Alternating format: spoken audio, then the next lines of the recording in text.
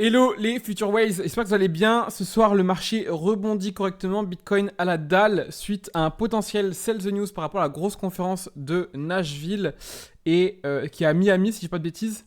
Et du coup, bonsoir Kaneki, bonsoir le chat. On va voir tout ça ensemble et on va également, du coup, ce soir, voir une deuxième partie également sur les classements qu'on a commencé à faire, donc post-top 60, du coup, également en seconde partie. Salut Antoine, salut le chat. Effectivement, Nashville, c'est pas à Miami, hein. C'est à Ah, Nashville. c'était où du coup? C'est à Nashville, tout simplement. Ah, ok. C'est un peu plus haut sur la map, je l'ai vérifié. Et ouais, écoute, on a eu pas mal de petites news bullish sur Bitcoin, surtout avec un Trump en furie, assez bien conseillé par les gens qui sont avec lui. Pas mal ont critiqué ça d'ailleurs, mais moi j'ai trouvé que il faisait vraiment une conférence de maître. Donc à voir si ça va suffire pour le faire élire, mais en tout cas, moi j'ai pas mal apprécié. Après, on peut dire ce qu'on veut de Trump sur les autres secteurs, en tout cas tout ce qui est crypto. Je trouve que c'est très positif. Maintenant, le reste, c'est encore d'autres débats dans lesquels je ne vais pas rentrer. Ouais. Ça, c'est elle qui a remplacé Biden, du coup? Non. Ah, c'est pas elle, il me semblait bien. Ah, c'est une sénatrice, elle, que j'avais cette news aussi, qui Ah oui, c'est donc une du coup sénatrice, ça n'a rien à voir, ouais, effectivement. fait une proposition pour acheter du Bitcoin.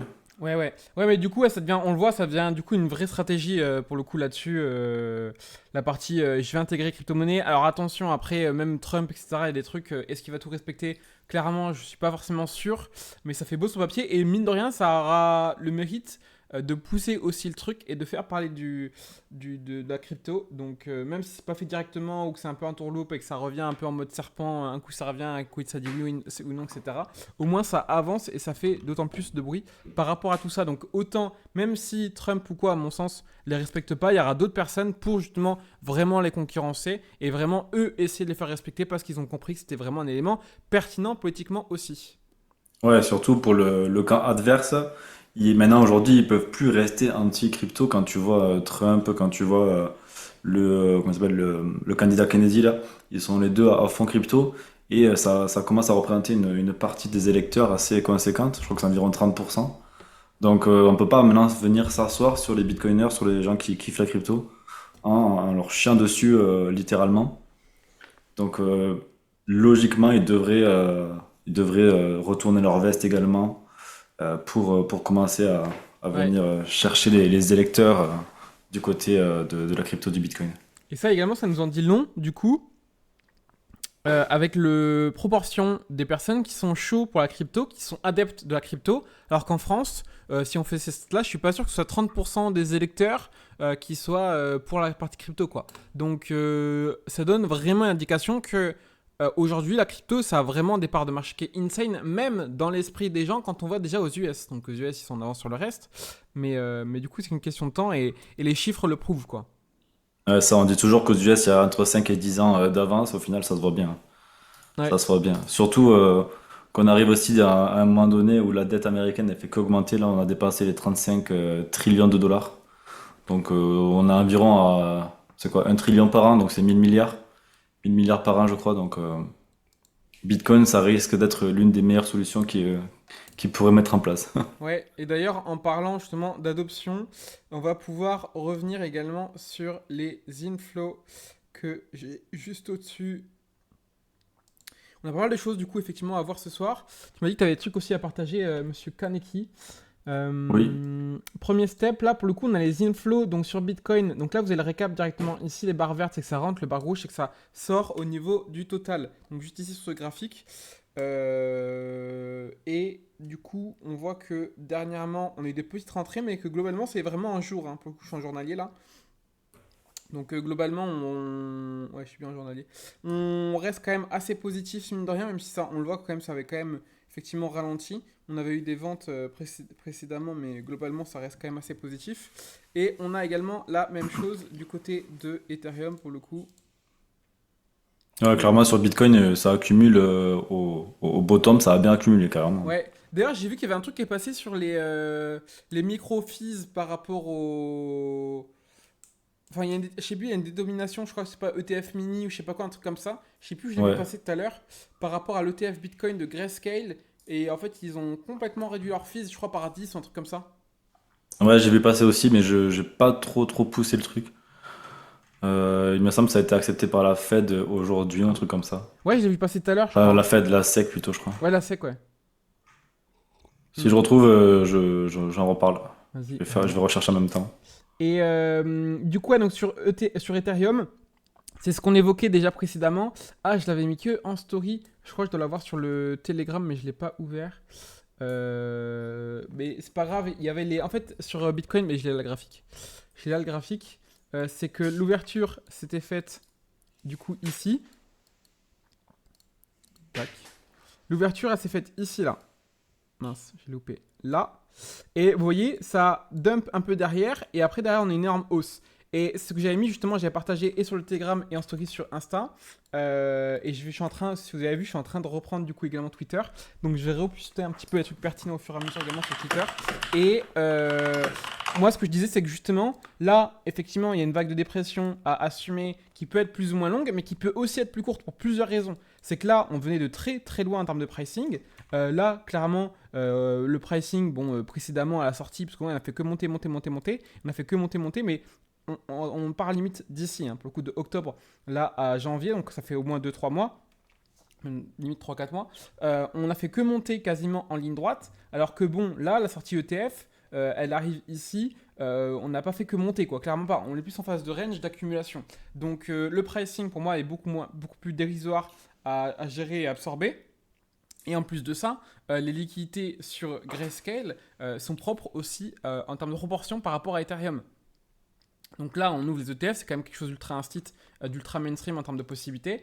On a vu aussi dans les premiers inflows, pour le coup, des inflows, ça avait bien entré le premier jour, mais assez timide. Au final, les jours qui ont suivi, ça a direct dump.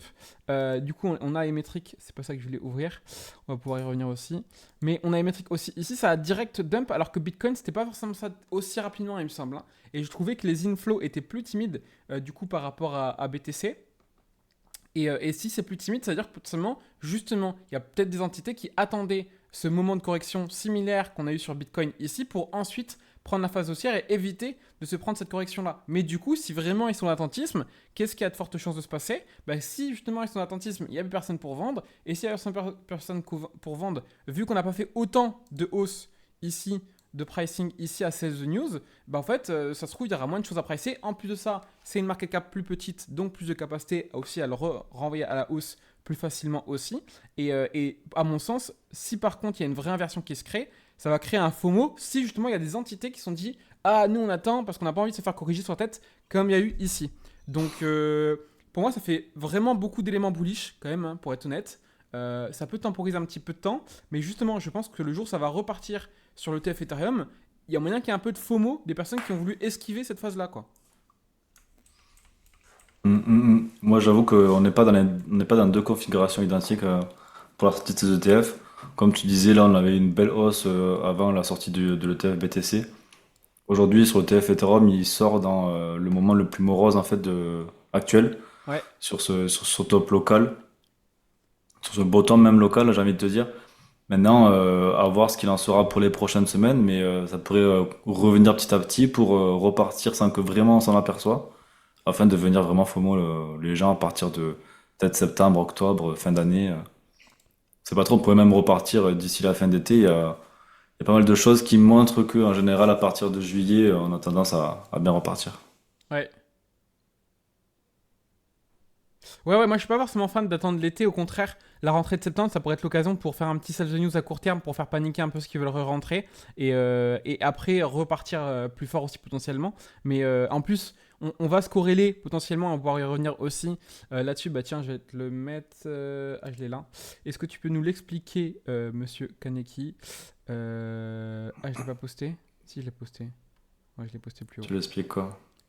Ça Ce petit tweet. Ben là, du coup, aujourd'hui, c'était le FOMC, donc le petit rendez-vous à environ un mois et demi, tous les 2 mois, de la Fed, qui donc du coup annonce sa politique monétaire sur du coup le court moyen terme. Et là, le marché priçait à 97% environ qu'on ne changerait pas les taux, donc ça n'a pas été changé. On a eu les résultats là, il n'y a même pas 20 minutes.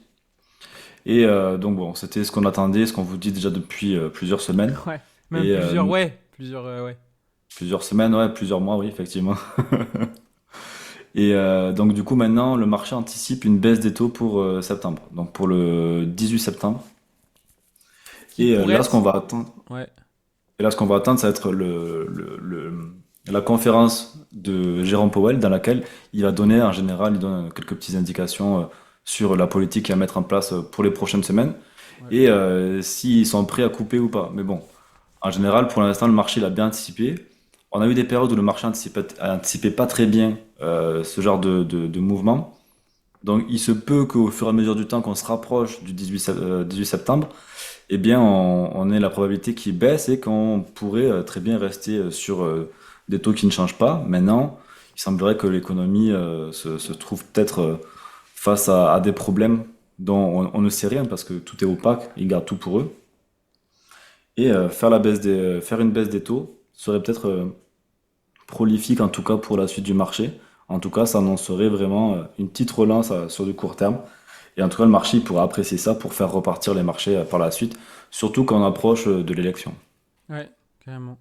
Donc ouais, donc là, le discours de Powell à suivre du coup ce soir, on aura le retour, savoir si effectivement ça a fait des bons échos positifs, si on a les premiers indices. Et du coup, par rapport à ça, ce que je voulais souligner, c'est est-ce que du coup, là c'est mi-septembre, du coup que c'est prévu, donc il n'y a pas de garantie, mais pour l'instant c'est les estimations les plus choisies, entre guillemets à 87%. Est-ce qu'on n'aurait pas également un sell the news qui corrèle avec ce qu'on est en train d'évoquer depuis plusieurs semaines, et juste avant du coup ce que tu disais également, juste avant également en termes de scénario, avec une poussée, enfin une petite correction de derrière, pour ensuite repartir. Est-ce qu'on pourrait pas aussi avoir un petit sell the news, comme on l'a eu, comme pas mal d'occurrences hein, d'ailleurs sur, mine de rien, sur les pivots quoi. Ouais, franchement, oui, on pourrait l'avoir. Après, je j'ai pas de boule de cristal, je peux pas te dire. Mais à voir comment le mois d'août il se passe en fait. En général, moi j'ai quand même souvenir que septembre, c'est toujours un mois où le marché a tendance à dévisser, à prendre moins 15, moins 20, moins 30%. Ouais. Ça s'est passé plusieurs fois, c'est passé en 2020 après la bulle de la DeFi. Pourquoi pas se passer cette fois-ci? Après, ça peut très bien ne pas se passer. Euh, donc en vrai, moi je suis assez perplexe. À voir comment le marché il évolue. Si on reste comme ça dans ce range, je vois pas pourquoi on irait baisser. Peut-être revenir chercher le bas du range, pourquoi pas. Mais si on reste là-dedans, dans ce range, ouais, pourquoi pas chercher le bas, mais après je vois pas de correction monumentale. Ouais, donc là, moi 54 000, tout ça me paraît quand même ultra bas. Mais de toute façon, en fait, tant qu'on reste dans cette figure-là, dans tous les cas, moi je reste bullish, donc je reste patient aussi. Mais ouais, le fait qu'on marque aussi pile poil. Donc là, on a quand même un beau rejet hein, au niveau de la mèche, hein, mine de rien, là à court terme. On voit qu'on a quand même une mèche, donc on a quand même bien rejeté, pour le coup, défendu cette zone. Mais mine de rien, on tag encore une fois le haut du drapeau, donc ça reste assez pertinent. Et parce que du coup, on souligne la pertinence un petit peu de cette figure aussi ou pas. Enfin, en fonction de comment on voit le drapeau, c'est vraiment quelque chose qu'on souligne beaucoup. Mais en tout cas, ça souligne justement la puissance de cette figure-là et la pertinence. J'enchaîne avec la macro. Monsieur Kaneki, je pense que ça va être peut-être le mieux pour toi là, de parler de cette position. Et tu en as déjà évoqué pas mal de fois. Mais là, on a un petit scénario donc, au niveau du SP500. Donc, pour rappel, c'est 500 plus grosses boîtes pour le coup des US. Donc là, on a un petit scénario du coup donc, sur le SP500. Est-ce que c'est un truc qui te fait sens à 100%? Est-ce que c'est un truc que tu voyais comme ça? Pas du tout. Passionnément à la folie? Dis-nous tout. Ben, ça, on en a discuté plusieurs fois déjà dans le passé. C'était surtout sur la saisonnalité. Merde, attends, j'ai le live qui fait du bruit à côté. Et, euh, et on remarquait que en fait, c'est une période de 4 ans, les élections américaines. Donc, comme par hasard, ça ressemble au cycle de 4 ans qu'on connaît jusqu'à aujourd'hui. Et en fait, une année avant l'élection, on a le marché qui monte. Pendant la première année, on a le marché qui continue un petit peu à monter. Deuxième année, ça a tendance à baisser. Et ensuite, ça reprend à la hausse. Parce que forcément, les présidents, ils ont tendance à faire marcher l'économie, faire que tout se passe bien, tout paraît bien pour se faire réélire. Maintenant, on peut voir que sur ton graphique, que depuis 1964, donc si je comprends bien, c'est tous les ans depuis 1964, avec une moyenne en gros, ce que fait le marché. Pour l'instant, ça suit vraiment parfaitement la saisonnalité sur le SP500. C'est même effarant à quel point c'est vraiment proche. Donc, moi, ça me fait sens dans le sens où j'imaginais une grosse relance haussière à la fin de l'année avec les élections, pourquoi pas une petite continuation sur au moins le premier semestre 2025. Mais après, le bear market qui arriverait par la suite. Ok, parfait. Mais écoute, à voir, à suivre, mais en tout cas, c'est quand même. Ce que t'en penses, toi, par exemple? Bah, moi, j'ai pas trop d'avis sur la partie SP500 parce que du coup, j'ai moins de recul sur la partie macro aussi, en vrai. Mais j'ai du mal avec les trucs qui font que monter en permanence.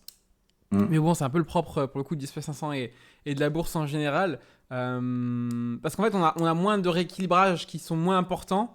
En tout cas, la plupart du temps. Donc, il y a des fois, ça se rééquilibre vraiment. Mais ouais, en fait, le côté to the moon, un peu de ces lignes droites haussières du SP500, c'est un truc où j'ai souvent du mal pour le coup. Mais Et c'est surtout basé aussi avec la dévaluation de la monnaie qui est mise en bah place ouais, avec les pressions monétaires. Si on rentre dans des cycles où la Fed se remet à couper les taux d'intérêt vraiment très bas, Jérôme Powell avait très bien dit que en cas d'extrême besoin, il serait capable de rebaisser les taux d'intérêt proche de zéro comme on a connu dans le passé. Donc si on arrive dans des scénarios comme celui-ci, il se peut très bien qu'on repart dans une grosse impression monétaire comme on a connue pendant le Covid, voire même beaucoup plus grosse. Et ça là, serait ça va être n'importe du quoi. to Niveau the économique, moon. ça serait nimp, hein. Ben, ça va être du to the moon pendant X temps jusqu'à que l'inflation soit trop haute, Ouais. que ça soit trop remarquable et qu'ensuite ils soient contraints de devoir remonter les taux pour recommencer un cycle comme on a connu jusqu'à aujourd'hui. Ouais. Ouais, ouais, il serait capable en plus, hein. Mais ce Ah serait bah une oui, catastrophe pour l'économie. Là, parce que, pareil, en plus, là, si vous, je sais pas si vous avez conscience, mais à quel point on a injecté pendant le Covid, on n'a clairement pas absorbé la totalité, hein. C'est une certitude. C'est juste que là, on a comblé un peu et on fait volte-face et on arrive à tenir un peu la barque à court terme. Mais là, ce qu'on a déjà injecté pendant le Covid, ça va être sur des décennies et des décennies qu'on va le payer, hein. tout à fait. Et là d'ailleurs, j'ai vu une stat il y a pas longtemps, là, c'était aujourd'hui d'ailleurs. Depuis 2020, il y a eu 25% d'inflation aux États-Unis. Je sais pas si on s'en rend compte, mais en 4 ans, ça veut dire que si t'as 10 000 balles, tes 10 000 balles, Ouais, ils ont c'est perdu chaud, hein. 2500 de valeur. C'est chaud. En 4 ans. Putain. Donc imagine en 10 ans ce qui se passe. Parce qu'on ne se rend pas compte. Chaque année, c'est 2, 3, 4, 5% d'inflation. Mais sur 10 ans, ça monte vite à des grosses sommes. Ouais. Ah, c'est abusé, hein. C'est abusé. Petit retour là, on l'avait déjà démontré pas mal de fois, ça pour le coup par rapport donc à l'annonce des taux directeurs.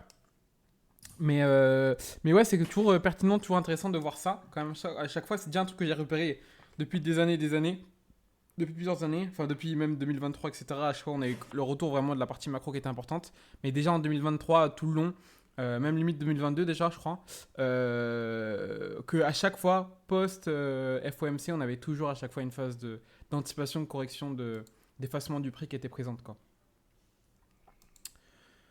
Petite news également, Russie, il y a la Russie qui légalise tout ce qui est paiement et le mining aussi j'avais vu je crois, oui c'est ça, minage donc ça progresse également du côté de la Russie. Donc là on parle purement d'utilité pour le coup parce que légalise la partie minage, utilisation des paiements internationaux, c'est pas pour rien, on se rappelle avec ce qui s'est passé avec l'Ukraine, à mon avis c'est pas pour rien qu'ils légalisent ça pour le coup aussi, mais du coup ouais, un mélange d'utilisation concrète et d'adoption qui a pas négligé à mon sens.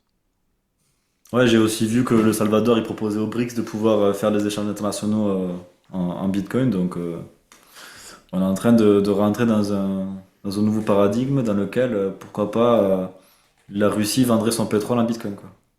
Ok, ah, ce serait lourd ça. Parce que les paiements internationaux, clairement, c'est ça. Ça va être les échanges entre le gaz, le pétrole, je sais pas, l'or, toutes les Ouais. matières premières, etc. Exportation, importation. C'est un truc en termes d'adoption, ça serait vraiment, vraiment lourd. C'est huge, ouais. Là, on a Ether qui continue, donc petite data, qui continue que d'être stake, encore encore la chute du prix parce qu'on a la value du coût total des Ethers en orange et le nombre du coup d'Ethers stackés en bleu. Et ça continue toujours en permanence, quelles que soient les variations de la valeur totale. Donc ce qui veut dire que peu importe le prix, il continue à stake. Donc ça, c'est aussi très possible parce que ça veut dire que la plupart des utilisateurs, enfin, les personnes qui possèdent Ethereum, en fait, il y a une grosse partie de ceux-là qui décident de le stake. Et donc forcément de miser sur du moyen long terme à minima, quoi. Petit top là-dessus, est-ce que j'avance là-dessus, là-dessus. Ouais, petit top, du coup top 12 que j'ai fait.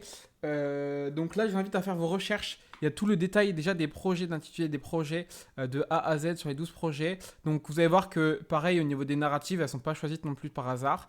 Mais les projets sont quand même pas dégueux. Faites le tri, achetez pas ah tiens, je mets une bêtise 30% de mon bag et j'achète et je le divise en 12 et j'achète tout ça. Non, faites-le de manière intelligente. Servez-vous-en, c'est une très bonne liste. À vous après de l'adapter et d'en faire effectivement vos propres convictions et vos propres conclusions.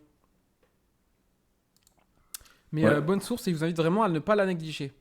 On a le débat des influx voleurs.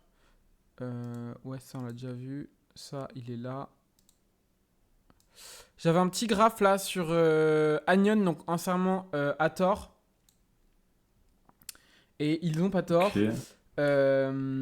J'ai reporté parce qu'en fait du coup c'est un nouveau graphe mais du coup je vous ai reporté pour vous ayez un petit peu un ordre de prix et une ordre d'idée. Donc il suffit de prendre Hathor l'ancien et de le reporter directement sur Anion si vous le voulez du coup sur TradingView pour avoir complet ou alors vous allez pouvoir d'autres plateformes je pense qu'il va pouvoir choper l'intégralité mais ils ont vraiment refait un token en termes d'appellation donc je sais pas si on peut vraiment choper l'intégralité mais qui plus est là vous l'avez on a une petite phase également d'accumulation par rapport à celui-ci pour ceux que ça intéresse.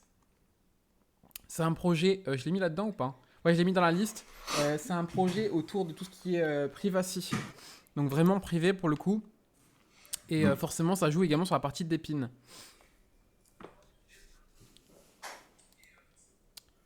Voilà pour Magnifique. ça. Ouais, gros scandale du coup, gros scandale du coup par rapport au token de Starlet là. Que ce soit... Mais en plus, il y a vraiment des gens connus, hein, mine de rien. Il y en a qui je pense qui essayent de mettre cela sous le tapot. Mais Lil Pump, je crois que c'est un mec super connu, je connais pas moi. Mais Jason Derulo, Oui, tout le monde connaît lui. bah ouais. Il y a vraiment Soulja Boy, Soulja Amber Boy, il y a vraiment Rose. des gros mecs. Hein.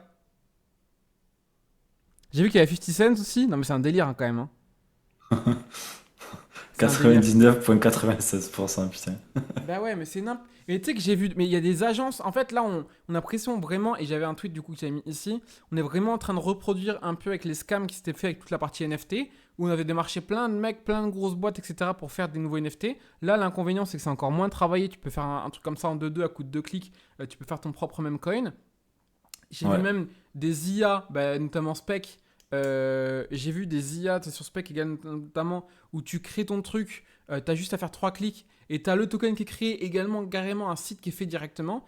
C'est un délire. Donc là-dessus, tiens. j'ai vu aussi des agences spécialisées qui vont démarcher en permanence tout ce qui est influx et tout justement pour leur faciliter le process. Je connais le bail en mode t'inquiète, on peut faire 100K. Moi, tu me payes 5, 10K, etc.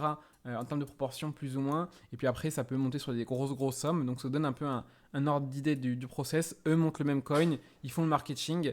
Mais je sais que même sur les Andrew Tate et tout, ça a été des marketing qui ont été juste insane. Quoi. Donc ça n'empêche pas de se faire dérouiller derrière. Ils ont quand même monté à des gros market cap. Hein. Mais souvent, on le voit hein, systématiquement. Alors là, j'en ai pas pris sous la main. Mais systématiquement, pour le peu que je suis allé voir, souvent ça fait ça et après ça fait ça. Ouais, c'est clair, je crois que ça remonte peut-être pour les plus gros, mais Ouais, ou trop soit une dangereux. deuxième vague et on refait ça.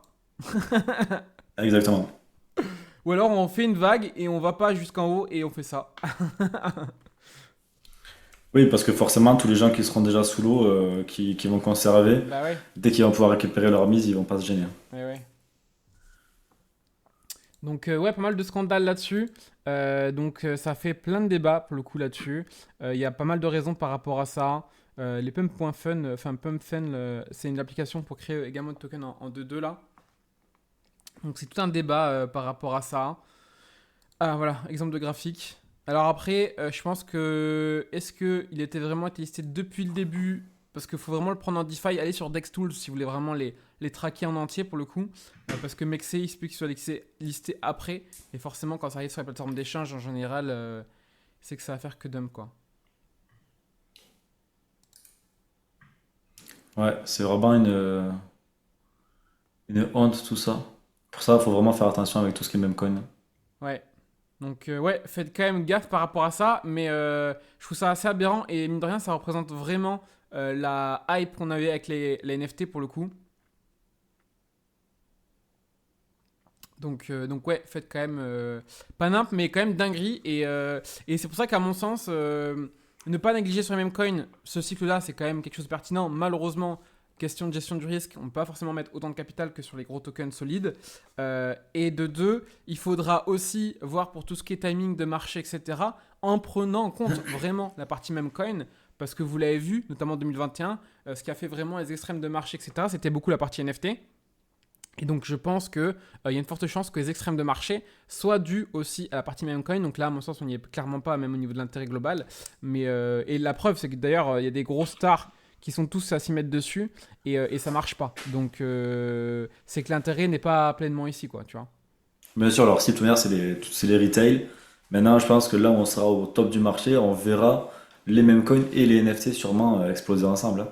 Ouais, C'est quand même fou de voir les NFT qui sont en train de taper leur bottom, alors qu'on a les mêmes coins qui sont en train ouais, bon, qui ont bien pété, mais à côté de ça, les NFT a aussi quand même du potentiel dessus, et ça m'étonnerait qu'on voit un cycle avec les NFT qui restent sans bouger, sans volume. complètement.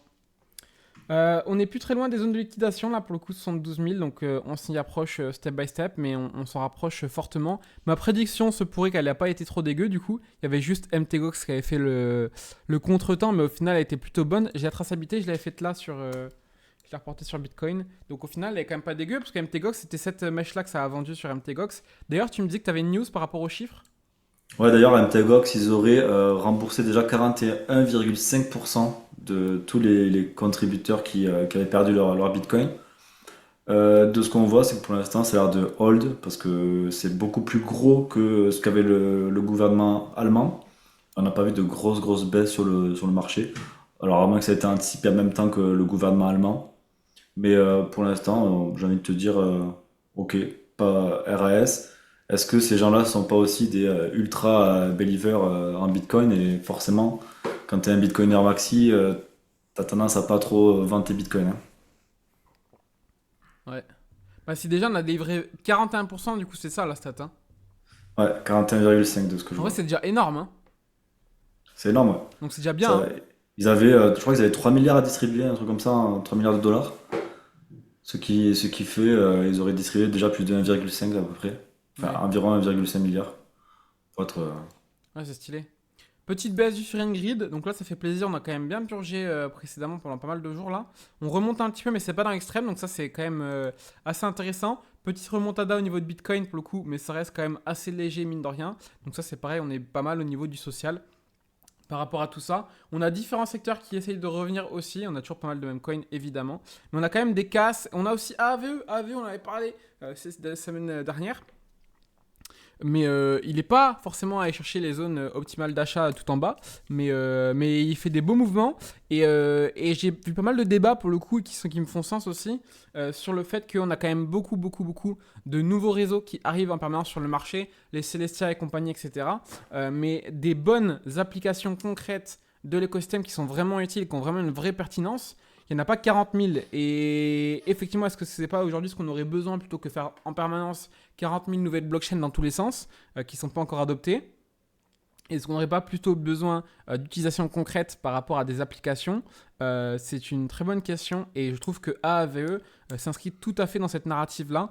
Donc si vraiment le marché commence à juger qu'on a trop de blockchains et qu'on n'a pas assez d'applicatifs, bah, il se peut que les applicatifs en question soient bien soulignés. ouais, de toute manière, ça va venir avec aussi l'adoption qui est en train de se mettre en place. Là, on voit les ETF BTC, ETF Ethereum. La marche à suivre par la suite pour tout ce qui va être TradFi, c'est de venir aussi utiliser les outils. Et il me semble que Aave bosse déjà avec des gars de la finance traditionnelle, donc Ouais, on est encore au début, mais ça devrait se poursuivre.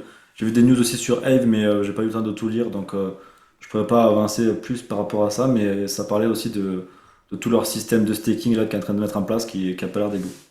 ah Je ouais, te il y a pas laisserai. mal de débats, enfin il y a pas mal de rumeurs en tout cas, de redistribution des fees par rapport Ouais, à AVE, donc ça sera pas, je sais pas.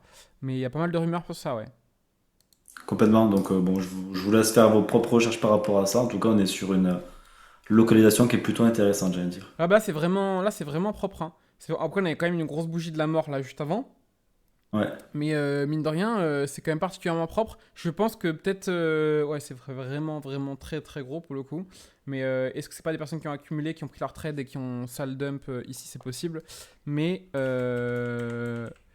Bah, c'était pendant la petite hype là de mars, donc c'est aussi corrélé le marché, j'ai envie de te dire. ah ouais, ouais, c'était juste après, ouais, effectivement. Mais du coup, moi, ce que je suis en train de vous montrer, c'est que ça me fait beaucoup penser à Link pour le coup. Ouais, Alors, je je sais vois ce pas que tu si veux j'ai dire. mon graphe ici. Ah, j'avais le week-off qui est ici, mais cette grosse, grosse phase d'accumulation, vous voyez que ça se fait derrière, hein. Graphiquement, il n'y a pas de débat. Vous voyez comment ça explosait derrière. Donc après, on avait vraiment la bonne période aussi, parce que c'est post, du coup, octobre 2023. On a vraiment, on va dire, une première déjà alt season. En tout cas, sur certaines niches comme la partie AI. Ça a quand même... Donc c'est dans les bons timings, mais ça a explosé fort derrière. Et je suis en train de me demander si effectivement AVE pourrait pas nous faire la même. Ben, en tout cas, le projet est bon, donc pourquoi pas, hein. Ouais, clairement. Et puis en plus, ça s'inscrit du coup en partie dans la partie un peu aussi RWA. Donc pas déconnant également au niveau de la partie narrative. L'avenir nous le dira. Carrément. Mais bon, là vous avez tout pour faire votre décision. Faites quelques recherches sur ce qui se passe sur Ave et je pense que vous aurez des réponses. Carrément, carrément, carrément. On fait un tour du top 60, on est parti. Moi j'aurais juste deux, trois trucs à rajouter en Ah plus. pardon, vas-y, autant pour moi. Sur du coup les bitcoins de Tesla, ils ont toujours pas bougé depuis le début qu'ils ont acheté. Alors on a toujours des rumeurs comme quoi ils Ok. vendent, ils vendent, ils vendent pas. Ben en fait ils ont ils ont vendu rien du tout, ils ont Donc rien ils avaient vendu depuis acheté le début. à... C'était où? En 2021, en Ah, il me semblait bien, ouais, février il me début semble. là. C'était au 36 Février il 000. me semble. Ouais, ouais c'est ça. C'était vers cette phase-là, là, cette première phase. Et ça avait hype parce qu'effectivement, c'était les bilans qui étaient sortis qu'ils avaient acheté, donc peut-être même un peu plus bas. Mais qu'on savait que c'était plus ou moins dans ces périodes-là. Peut-être, ouais, ouais. Mais en tout cas, ils ont toujours rien vendu, donc ça c'est plutôt positif. Ensuite, on a quoi? On a Uber, le CEO de Uber qui veut accepter BTC comme moyen de paiement, donc ça Ok, aussi lourd. c'est plutôt intéressant. Ensuite, on a eu pas mal de choses par rapport à Donald Trump et justement cette conférence. Alors, je sais pas si on fait un petit point là-dessus, mais il a clairement dit ne vendez jamais vos bitcoins, Bitcoin va aller sur la Lune. Le gouvernement, s'il est élu, va garder 100% des bitcoins qu'il possède. Que le premier jour où il va se faire élire, il virerait Gary Gensler. Donc, il avait vraiment cette communication pour nous, en fait, hein, pour les gens qui sont dans la crypto, qui sont intéressés, qui s'y connaissent un minimum. Donc, plutôt bullish par rapport à ça, pour revenir sur Trump. On a aussi le fonds de pension de l'État du Michigan qui a reporté avoir investi 6,6 millions de dollars dans Bitcoin, dans l'ETF Bitcoin. Donc, on a quand même pas mal de choses intéressantes. Aussi, un potentiel signe de top à garder sous l'œil, c'est que Circle sont en train de parler justement de leur introduction en bourse et qu'ils Ouais. traderaient aujourd'hui environ à 5 milliards de valuation de valeur, je sais pas comment dire en français. Donc, c'est possible que dans les 12 prochains mois, on ait Circle qui se fasse introduire en bourse. Et si on a un scénario qui se passe à la Coinbase, eh ben, ça pourrait être un signe de top de marché. Ouais. Pour rappel, Coinbase sont sortis littéralement le jour du top ici, hein. Pour ceux qui n'avaient pas Ouais. le rappel ou l'historique, ils ont fait le top littéralement en amont, juste ici, le jour même. Et donc ce soir, on a également la clôture en mensuel. Donc il faudra voir effectivement où on clôture. Si on Encore fait une le fois, on plus élevé. clôture au-dessus du support, enfin, au-dessus de la résistance de 2021 qui est devenu support, hein, si tu regardes bien. C'est vrai, c'est vrai, c'est vrai, c'est vrai, c'est vrai. Vous voyez ici, vous voyez la résistance qui était ici, au niveau des 61 000, et on est en train de clôturer à 66. Mais du coup, on est toujours en train de construire aussi celle-ci, là, pour le coup. Donc là, vous voyez, il se passe quoi? On est en train de compresser, là. Parce que vous voyez que les bougies, elles se resserrent. Et en général, quand ça se compresse, et là, on a rarement eu des compressions aussi grosses, hein. Ouais, après là, on est dans un jeu qui est plus le même de toute manière. Ça n'a Ouais. plus rien à voir avec 2021, avec 2016, 2017. Là, c'est un autre game, donc forcément, c'est normal que ça prenne plus de temps, à mon avis, à consolider. Mais ça peut exploser encore Ouais, plus ce que fort. j'allais dire, c'est que justement, le jour où ça risque de partir, accrochez vos ceintures. Donc ça va peut-être pas forcément aussi haut avec des multiples aussi dingues de 10K à 60K en ligne droite en x6 comme on a eu précédemment. Je vois mal un BTC à 360 000 en l'espace d'un an. Mais Ça serait ouf. ouais, ça serait très ouf, ouais. Mais avoir une grosse explosion à la suite de cette sortie-là, ça pourrait être pas, vraiment pas aberrant du tout pour le coup. Ouais, pour finir avec quelques petites news, du coup, il y a un truc assez bullish, moi, enfin, qui me donne envie d'être bullish sur la suite, c'est que, tu vois que c'est Nancy Pelosi? Ça me parle, ça. C'est une meuf au gradé dans le gouvernement américain et elle est réputée pour acheter et vendre toujours au bon moment. Genre, c'est la meilleure Ok. investisseuse pratiquement du monde. Donc, forcément, elle est elle a plein d'informations en dessous de la table. Et donc, elle aurait acheté 1,3 million de dollars d'actions de Nvidia. Ok. Alors que Nvidia, on l'a regardé plusieurs fois et il est déjà très très haut. En tout cas, il rebondit bien. Et comme le SP500 d'ailleurs. Donc, en général, cette meuf, elle se trompe pas trop. Elle doit avoir des gens qui savent. Des insights ouais, en interne, pas très légal. C'est ça. Donc, ça, c'est un indicateur qui, moi, me fait penser que ça pourrait être bullish au moins pour les 6, 9, 12 prochains mois. Je dirais plus 6, 9 d'instinct, j'ai envie de te dire. Donc, à voir ce qu'il en sera. Je regarde vite fait si j'ai pas un truc en plus, mais je pense pas. On avait aussi les prédictions de Sailor pour 2045. Ah ouais, j'ai vu, c'était n'importe quoi. Je sais pas si ça vaut le coup d'en parler, mais bon. C'était quoi Ouais, la prédiction, les chiffres déjà? au Genre, pire des cas, au target pire des, minimal 3 millions, enfin, délire, genre. ouais, au pire des cas, 3 millions. Bon, ça va. Tu sais combien de temps? 2050? 2045, ouais. Ah putain. D'ici, enfin, la target normale, on va dire, 13 millions, ça va. Et si Par t'es vraiment Bitcoin, hein, boule, à l'unité, hein. oui, par Bitcoin, ouais. Et si t'es vraiment boule, c'est 50 millions. C'est tout. On est juste un peu bullish, quoi. 50 millions Seulement, par Bitcoin. seulement 50 millions, j'avoue. Ouais. Il est un peu bearish quand même, hein. Ouais, il est un peu. Déjà, le 1 million par Bitcoin, ça commence vraiment à être cosmique. Et déjà là, c'est target minimal 3 millions. Il n'y a pas de débat. Ouais, c'est ça. Il n'y a pas de millions, lui. Ouais, ouais après, c'est marketing, je pense, du coup, pour le coup. Mais, Ouais, aussi, j'imagine. Mais bon, à mon avis, il y croit aussi très fort, hein. bah, Ensuite, pour finir, du coup, une petite news sur les nombres de jobs qui ouvrent aux États-Unis. On est sur un plus bas depuis le Covid. Donc, c'est pas très reluisant tout ça, mais bon, et si on baisse un petit peu les taux d'intérêt, il y a moyen qu'on relance un petit peu l'économie. Donc, à voir combien de temps ça tiendra. ok. T'as encore d'autres news, monsieur Kaneki, ou pas? Hmm, non, c'est bon. J'ai Ok, fait. parce que sinon, du coup, la prochaine fois. Enfin, t'aurais pu, du coup, directement faire un partage d'écran en vrai, mais c'est pas. Bon, c'était des news assez rapides, il n'y a pas besoin de montrer grand-chose. Donc, Ça marche. On est good pour cette partie-là? yes, parfait.